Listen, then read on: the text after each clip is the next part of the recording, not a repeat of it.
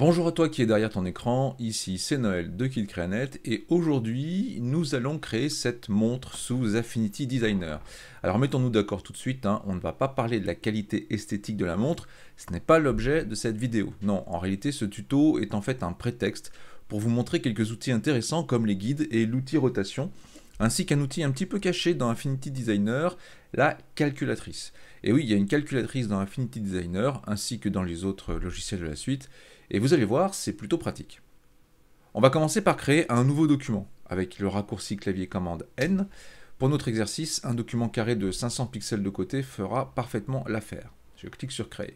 Avant de commencer à dessiner notre montre, on va placer quelques guides sur notre zone de travail. Il y a plusieurs façons de placer des guides dans Affinity Designer. La première option, vous pouvez cliquer sur les règles et en maintenant le bouton gauche de votre souris enfoncé, vous pouvez faire glisser un guide à l'emplacement souhaité. La petite pop-up qui accompagne le guide vous indique à quelle distance du bord vous vous trouvez et il vous suffit de relâcher le guide pour le mettre en place à la distance que vous voulez. Pour supprimer un guide, il suffit de le prendre avec votre souris et de le faire sortir de la zone de travail comme ceci. Si vous ne voyez pas les règles dans votre espace de travail, vous pouvez les afficher en allant dans le menu Affichage, puis en sélectionnant l'option Afficher les règles, ou en utilisant le raccourci clavier commande R. J'appuie une fois, là je fais disparaître mes règles, je rappuie à nouveau sur commande R, je fais apparaître mes règles. Je vais dessiner une petite forme rapidement, parce que je vais en avoir besoin pour la suite, voilà, pour la suite des explications. Je vous recommande d'activer le magnétisme dans votre barre d'outils, c'est le bouton qui se trouve ici. De cette façon, lorsque le guide arrive à un endroit stratégique, le bord d'une forme ou le milieu de la zone de travail, le guide colle tout seul et change de couleur pour vous indiquer que le magnétisme est bien activé. Ici, vous pouvez voir que lorsque mon guide arrive au centre de ma zone de travail, précisément, il va passer en rouge, voilà, et il m'indique que je suis pile poil à la moitié de ma zone de travail, à savoir ici 250 pixels, puisque ma zone de travail fait 500 pixels de côté.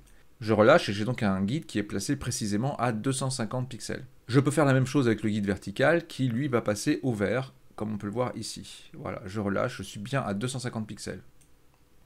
Ces repères visuels fonctionnent aussi lorsque vous approchez un guide d'une forme, comme on peut le voir ici, horizontalement ou verticalement.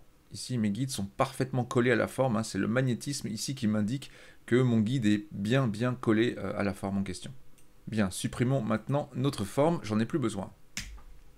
Une autre façon de placer des guides, c'est d'utiliser le gestionnaire de guides. Pour ça, vous allez dans le menu Affichage, puis vous cliquez sur l'option Guide. Le gestionnaire de guides s'affiche et il vous montre qu'il y a déjà plusieurs guides placés sur notre document de travail. Ce sont ceux que nous avons positionnés manuellement. On va supprimer tous les guides positionnés en cliquant sur le bouton Supprimer tous les guides, ici. Dans le gestionnaire de guides, vous pouvez facilement ajouter de nouveaux guides verticaux ou horizontaux en cliquant sur le bouton Ajouter un guide qui se trouve sous chacune des deux zones, ici et ici.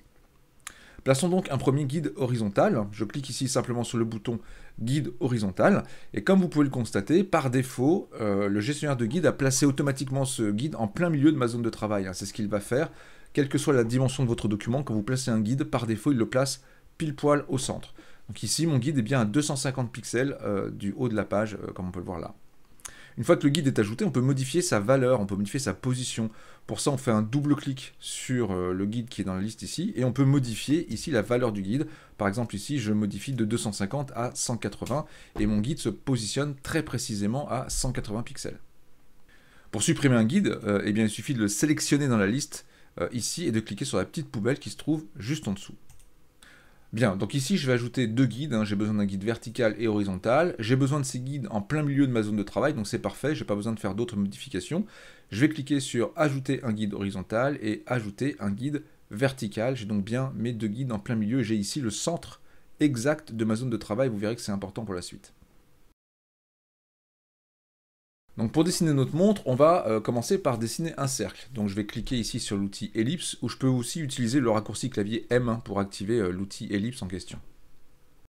Je vais dessiner mon cercle. Donc pour dessiner mon cercle, pensez à maintenir la touche majuscule enfoncée, parce que là, si j'appuie pas sur majuscule, je dessine une ellipse. Si j'appuie sur majuscule, je dessine bien un cercle parfait, puisque les dimensions sont contraintes.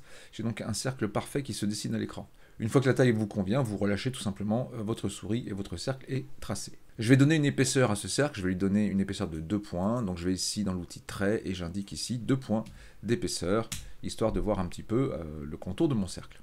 Pour centrer notre cercle, nous avons le choix entre l'utilisation du magnétisme ou l'utilisation des outils d'alignement. Donc pour le magnétisme, c'est très simple. Je vais cliquer sur mon cercle et le faire glisser vers le centre comme ça. Dès que je suis bien centré verticalement, vous voyez que le magnétisme s'active et que le guide vertical passe en vert. Donc là, je sais que je suis bien au centre verticalement.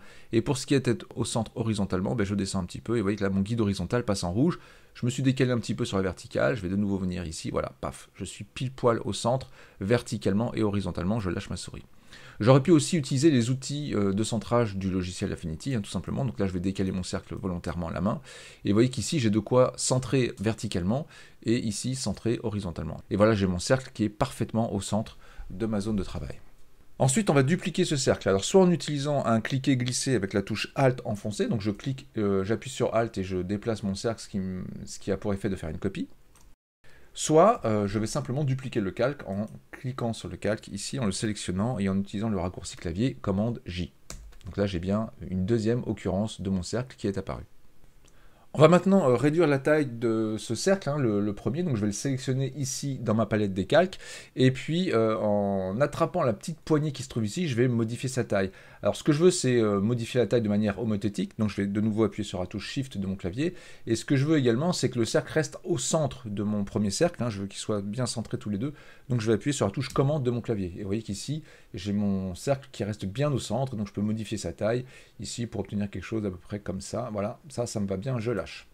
Maintenant, on va avoir besoin de faire en sorte que nos cercles ne bougent plus, on va essayer d'éviter de les déplacer par erreur, donc pour ça, je vais simplement sélectionner mes calques et cliquer sur le petit cadenas ici, ce qui va avoir pour effet de les verrouiller, hein, et comme ça, je ne peux plus les déplacer, même si je clique dessus par erreur, ils ne bougeront plus.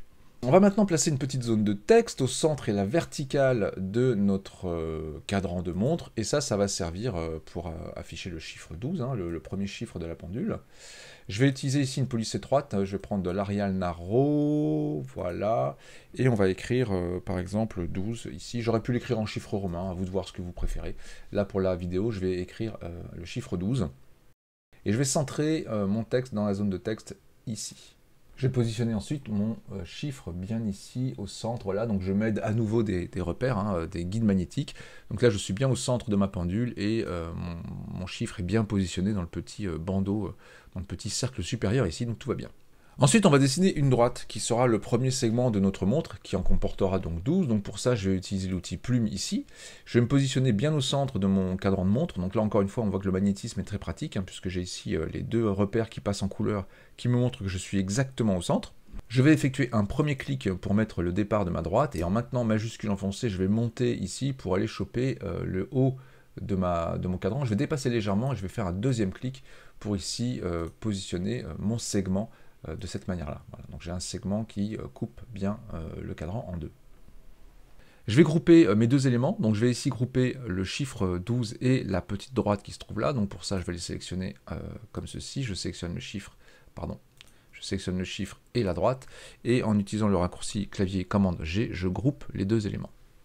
Mes deux éléments sont donc groupés, et alors à ce stade, si j'utilise la poignée de rotation, notre objet va tourner sur son axe central de rotation. Et là on le voit bien ici, l'axe central il est positionné à peu près par là. Donc là quand je tourne l'objet en question, il tourne sur l'axe central de cet objet, l'objet qui lui-même est composé des deux autres objets que j'ai groupés juste avant. Donc moi ce que je veux c'est déplacer le centre de rotation de cet objet, l'axe de rotation de cet objet, puisque je voudrais que cet axe de rotation soit en réalité le centre de la montre.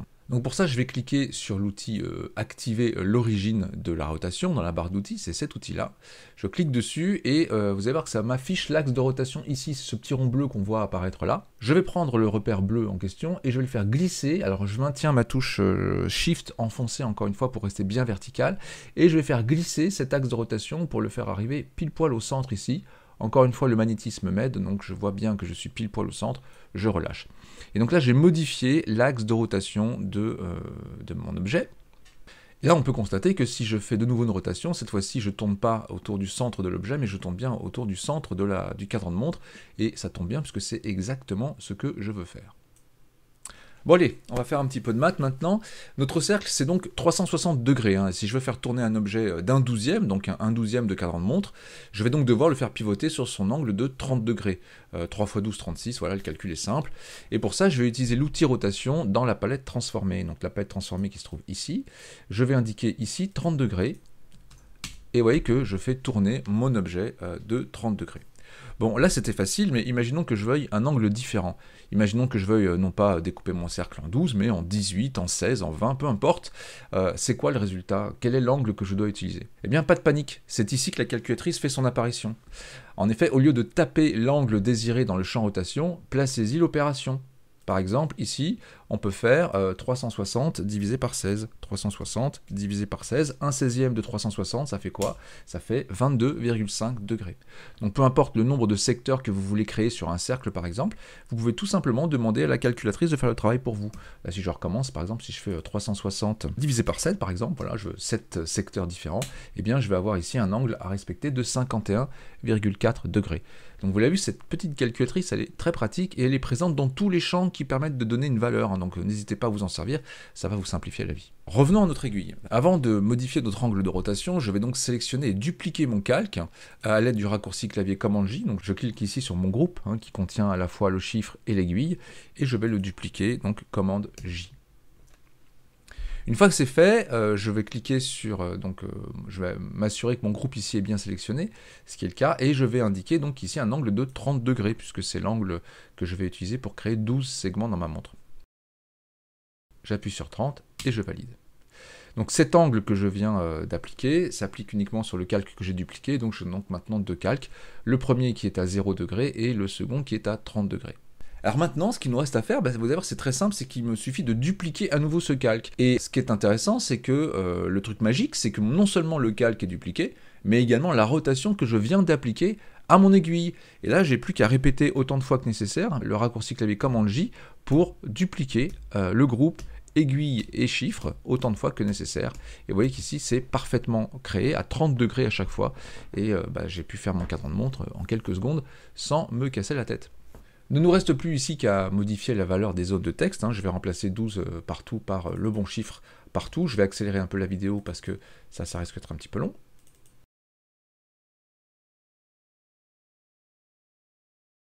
Voilà. Notez que ce que j'ai fait au tout début là, de centrer le texte dans sa zone de texte, vous voyez que c'est important, puisqu'il fallait bien que le 1 ici soit bien centré, le 2, etc. Ce qui n'est pas la même chose quand on a des valeurs à deux chiffres. Donc voilà pourquoi j'ai centré en tout début. Ici, vous pouvez remplacer la police de caractère par quelque chose d'un peu plus gothique, si vous voulez écrire des chiffres romains par exemple, pourquoi pas, à vous de voir. Je vais grouper tous les segments qu'on vient de créer comme ça, donc je vais ici les sélectionner tous ensemble et je vais les grouper. Ça va me permettre de faire un peu de ménage dans ma palette de calque. Puis je vais déplacer le plus petit des deux cercles au-dessus du groupe des segments, histoire de masquer les traits et de ne garder que ce qui dépasse, les petits tirets qui sont juste ici. Ça c'est tout beau, c'est tout propre. Ne nous reste plus qu'à dessiner nos aiguilles, donc là je vais aller chercher avec mon outil plume, je vais cliquer ici au centre pour mettre par exemple l'aiguille des minutes ici. Ensuite on va utiliser à nouveau l'outil plume pour mettre une aiguille un peu plus petite pour les heures, et puis je vais utiliser pareil, même chose pour la trotteuse qu'on va mettre quelque part par là. Voilà, la trotteuse, on va la mettre en rouge. C'est pas ça que je voulais, c'est ça. Pas un dégradé, mais une couleur. Voilà, je veux du rouge. On va la mettre en 1 point. Elle est plus fine, la trotteuse en général. Voilà, et puis les aiguilles, on va les mettre en un peu plus gros. Voilà, je vais les mettre en 3 points par exemple. Voilà. Et voilà.